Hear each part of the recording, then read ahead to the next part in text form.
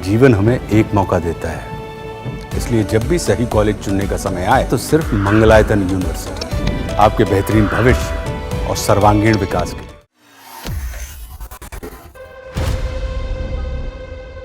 योग गुरु बाबा रामदेव और उनके सहयोगी बालकृष्ण को एलोपैथी को नीचा दिखाने और भ्रामक विज्ञापन मामले में पिछले दिनों कानूनी कार्रवाई का सामना करना पड़ा। यहां तक कि सुप्रीम कोर्ट के आदेश के बाद बयानबाजी करने पर माफी भी मांगनी पड़ी थी। लेकिन अब एक बार फिर बाबा रामदेव को कानूनी कार्रवाई का सामना करना पड़ सकता है, और वो भी भारत में नहीं, नेपाल में।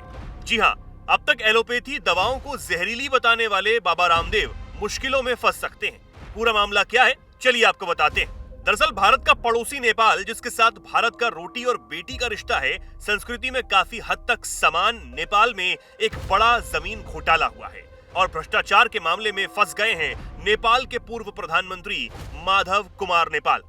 अब उनके खिलाफ मामला दर्ज हुआ और जांच शुरू हुई तो इस भ्रष्टाचार की कड़ी योग गुरु बाबा रामदेव की कंपनी पतंजलि योगपीठ से जुड़ती हुई नजर आई।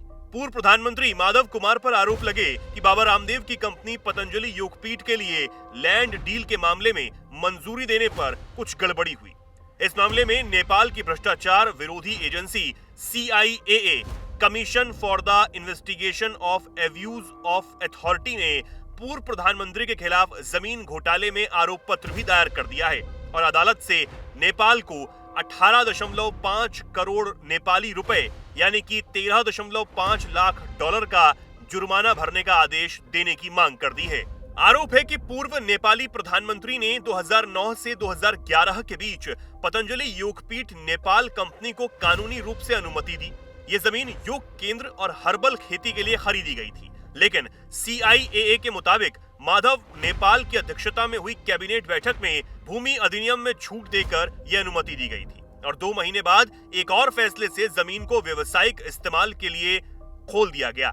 इस मामले में कुल 94 लोगों को आरोपी बनाया गया है, जिनमें पूर्व कानून मंत्री प्रेम बहादुर सिंह, पूर्व भूमि सुधार मंत्री दंबर श्रेष्ठ, पूर्व मुख्य सचिव माधव प्रसाद घिमरे और पतंजलि नेपाल के निदेशक सलीग्राम सिंह का नाम शामिल है। हालांकि पतंजलि प्रमुख बाबा रामदेव और आचार्य बालकृष्ण का नाम आरोप पत्र में नहीं है। मामले में पूर्व प्रधानमंत्री माधव कुमार नेपाल की प्रतिक्रिया भी सामने आ गई है। उन्होंने एक अखबार से बातचीत में किसी भी घोटाले से इनकार किया है और कहा, मैंने पतंजलि भूमि सौदे के संबंध में कुछ भी अवैध नहीं किया और न ही किसी भ्रष्टाचार में लिप्त रहा हूं, जिससे राज्य को कोई नुकसान हुआ है। वहीं आरोपों पर पतंजलि ने भी सफाई दे दी है।